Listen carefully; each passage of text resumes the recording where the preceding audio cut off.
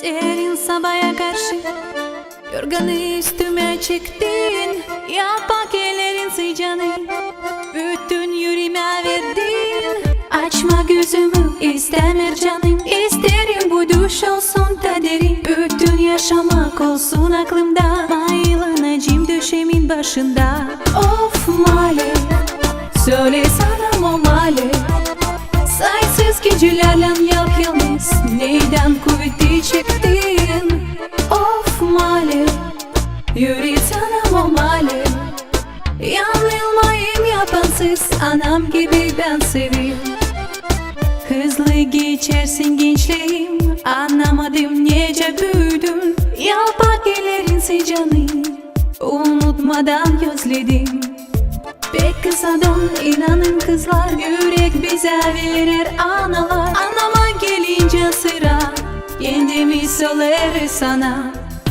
Of male, söyle sana o male, sayısız gecelerle yap yalnız, neyden kuvveti çektin?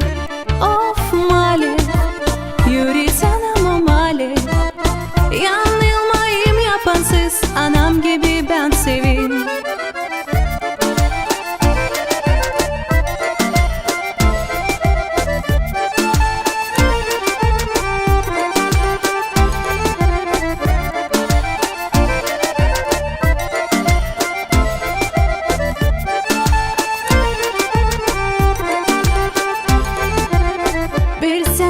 Çevireyim, anlamı göreyim ben gelin.